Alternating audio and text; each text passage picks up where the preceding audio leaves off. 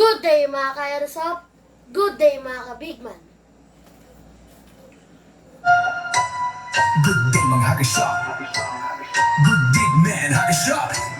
Good day mga ka-big man. Handa na ba kayo? Lock and load baby, ready for the grind. Sa Big Man Hobby Shop, weapons redesign, full gear on. Lahat panalo, walang fake, battle tested up.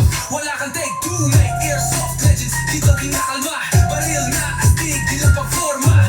Pag pumasok ka sa field, dala mo respeto. Kasi sa Big Man, panalo kahit sino. Big Man, bang bang, walang atrasan. Precision sa target, walang kapantay dyan. Big Man, boom boom, tuloy ang bagbaka. Laging loaded, laging handa, kami ang labanan.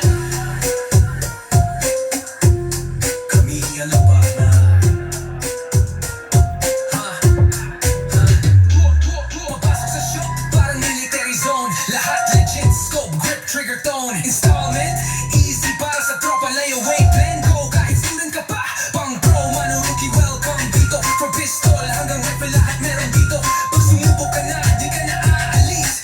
Addict sa gear, pero chill and beast.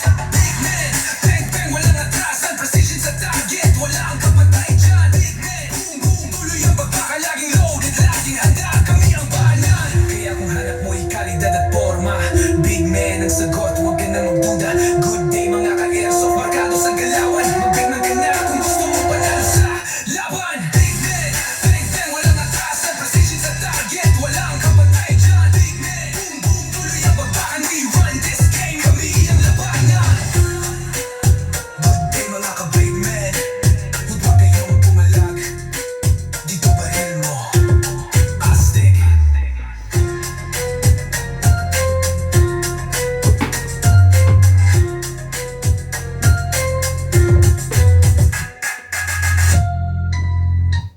Okay, another day, another airsoft requested by our bossing, no?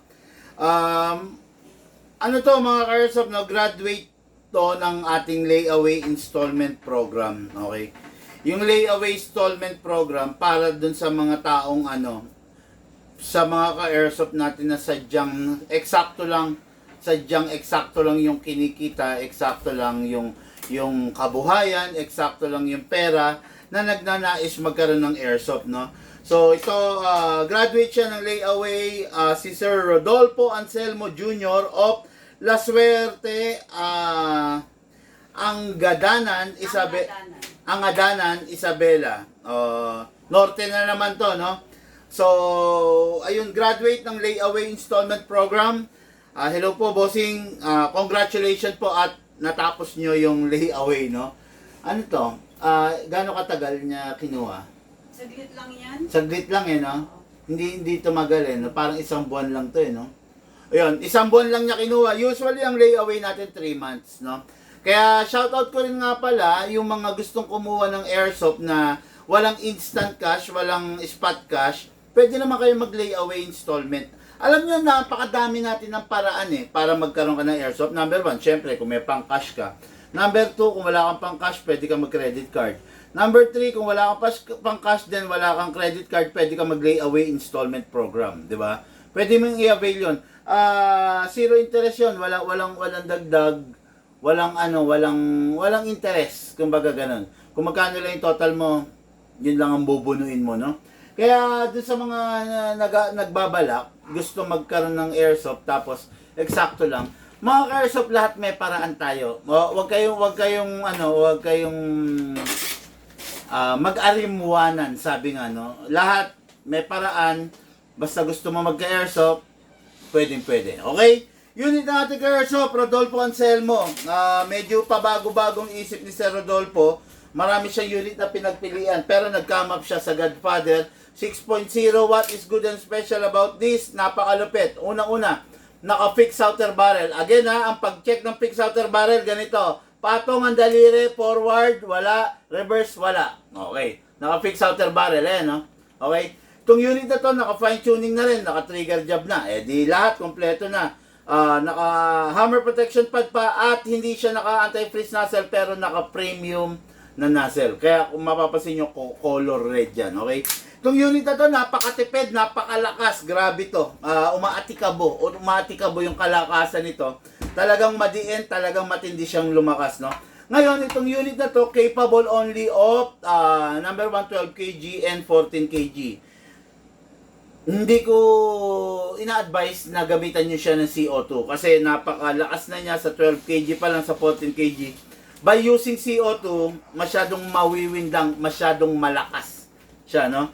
Kasi malakas siya, kasi malaki yung bore nito, mga ka-airsoft, no? Malaki yung bore niya, tapos at the same time, mahaba siya. Kaya expected nyo na malakas. Ngayon, kung gagamitan natin ito ng CO2, natatakot lang ako na baka hindi kayanin yung laman loob. Although full steel rin naman yung laman loob niya, CNC steel yung laman loob kasi 2025 version to. Pero wag na natin masyadong pilitin kasi kawawa rin yung unit, no? Naaawa ako dun sa unit, naaawa rin ako sa inyo kung sakasakaling bumigay yung unit, di ba? Pero malakas talaga siya eh.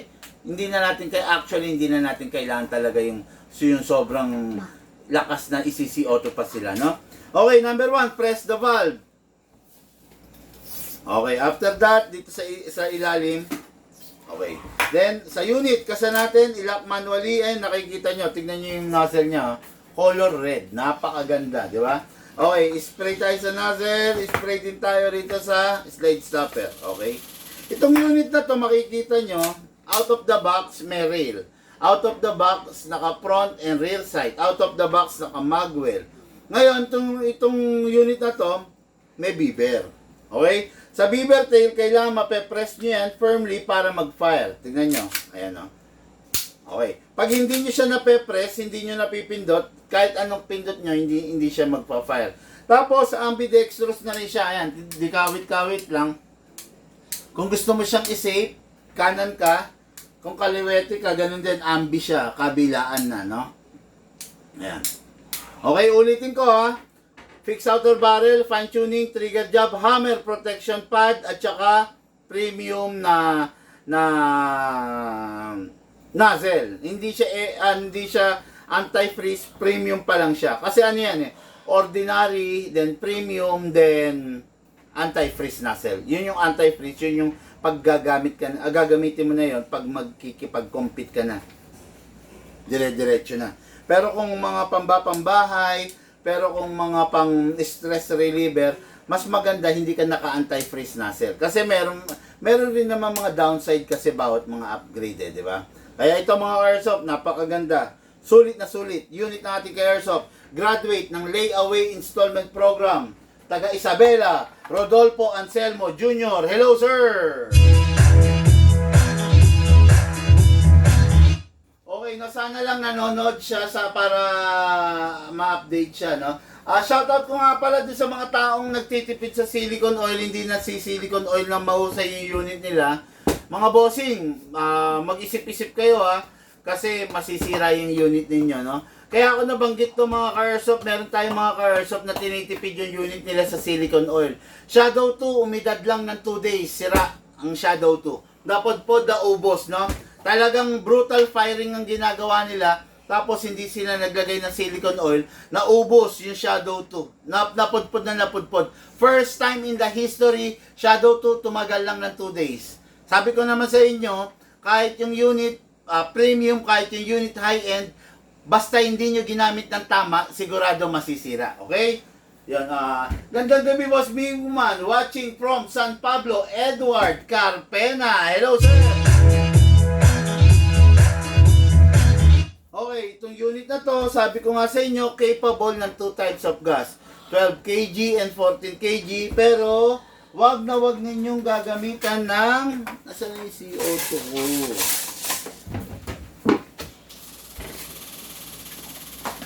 Pwede mo lang balot.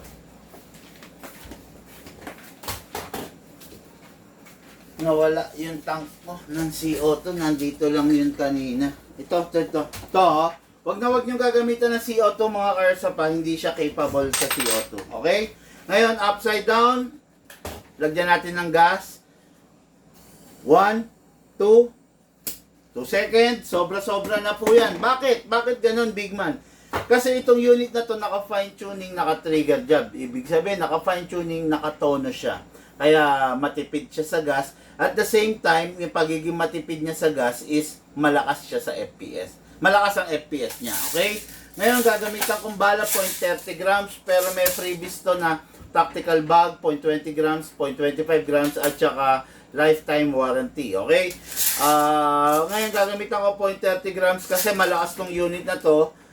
Maximum na bala na pwedeng ilagay sa kanya is 0.30 grams, okay? Hatakin to pababa, then put your right thumb here, then lagyan po natin ng bala. Pump lang po. Okay. Maximum rounds is 27, pero ang sinasabi ko, wag nyo po pupunuin ng 27 kasi po, masisira po yung spring nyo. Yung ka-airsoft natin, shoutout ko lang yung mga taga San Rafael, Bulacan na bumili ng 3 piraso. Sila yung 2 days pa lang yung unit nila, grabe na. CC Shadow 2 nasira nila in just 2 days. First time in the history yun, no? Kasi hindi sila sumusunod. Pumunta sila rito, punong-puno ng bala yung magazine. Number 1, hindi nila ako sinunod. Number 2, pumunta sila rito, ini-stock nila yung magazine, may gas, hindi sila sumunod. Number 3, hindi sila nag-spray ng silicone oil, no? Bago ang lahat ng upgrade na gagawin ninyo sa unit ninyo or accessories, isipin nyo muna, pag-aralan nyo muna, ingatan yung unit nyo using silicone oil. Pag hindi kayo nakinig sa akin, naku po, kayo rin po mapapahamak. Kaya katulad nun, dumating kanina rito, yung shadow nila, unrepairable na. Kailangan i-replace yung mismong slide, no? Kasi napudpud in just 2 days. Grabe. Nabigla ako ron. Never pang nangyari yun, no?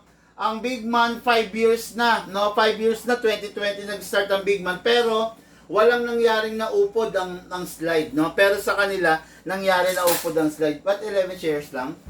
Hindi ko pa. Ayan. Napupod ang slide, no? Kaya, Sir Rodolfo Anselmo, yung unit mo po, gamitin mo lang ng tama, sir. Makinig ka lang. Yung mga lugar na nilalagyan ng silicone oil, lagyan mo lang para hindi tayo mapahamak pare-pareho. Okay? Sige. Pasok sa unit. Kasa.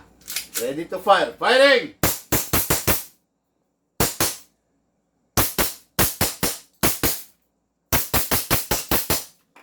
Open slide kasi wala na pong bala. Next thing to do, release the magazine, release the slide. Then rest the hammer by pressing the trigger. Okay? Tapos yung unit, ingatan natin na huwag malaglag ang magazine. Mga Sir Anselmo, nasa gun ban period pa rin po tayo. Iwasan po nating ilabas yung unit sa public. Okay? Konti na lang, mag-e-election na. Malapit na matapos yung gun ban. Konting tiis na lang. Konting disiplina pa para hindi po tayo mapahamak, okay? Kasi kung lalabag tayo, biruin mo konting araw na lang. Nakatiis nga tayo ng ilang buwan, di ba? January 20, February, March, April, nakatiis tayo ng ilang buwan. Ano yan, Ma'am Sandy? Si Sir yung sa yung San Miguel kahapon. San Miguel? Yung sa shadow. Ano? Tatanong mali. Okay. Oh, meron tayo ito, oh. Sige. At saka ito, oh. Oo. May rapid fire. Okay, no? So, yun, konti na lang, makakaraos na rin tayo, okay? Tapos sabihin mo, may biyahe tayo, baka gusto niya isabay rifle. Diba? Okay, so ito yung unit ng ating Airsoft, Going Isabela Rodolfo Anselmo Jr. Maraming salamat sa iyo, sir. At congrats, nakatapos ka ng layaway installment program. Wala.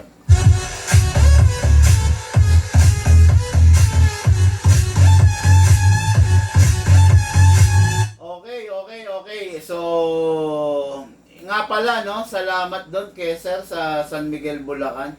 Napakabait nila, no? Pati yung ka-airsoft natin sa HN, HN Nueva Ecija, no? Nakita lang tayo how to purchase your unit po sa inyo.